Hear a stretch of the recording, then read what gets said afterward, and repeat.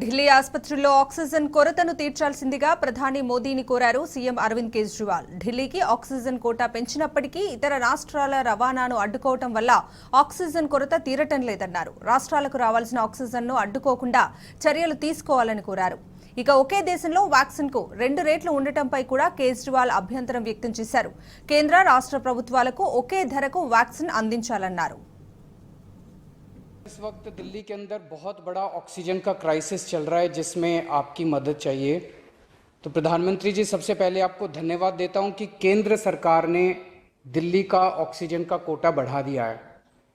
लेकिन सर, मैं आपसे हाथ जोड़ के प्रार्थना करता हूं कि इस बढ़े हुए ऑक्सीजन के कोटे को दिल्ली तक पहुंचाने में हमारी मदद करें।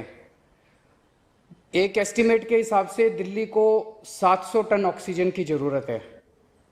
आपने हमारा कोटा 480 टन कर दिया, बहुत बहुत शुक्रिया। लेकिन पिछले 24 घंटों में इस बढ़ाए हुए 480 टन में से भी केवल 350 टन ऑक्सीजन दिल्ली पहुंच पाई है। हम आपसे फिर से दिल्ली के लोगों की तरफ से हाथ जोड़ के अपील कर रहे हैं कि सर, तुरंत कोई कठोर और सार्थक कदम नहीं उठाया गया तो शायद दिल्ली के अंदर कोई बहुत बड़ी त्रासदी हो सकती है।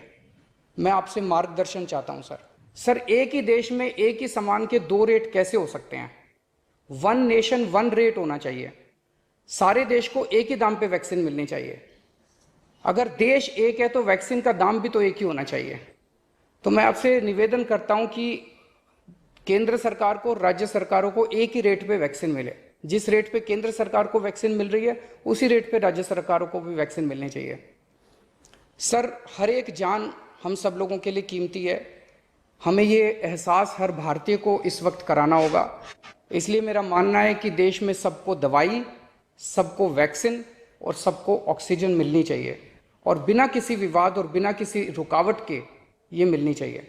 मेरा विश्वास है देश में अगर कोरोना के खिलाफ एक नेशनल प्लान होगा तो हम सभी राज्य सरकारें और केंद्र सरकार मिलके इस दिशा में काम करेंगे।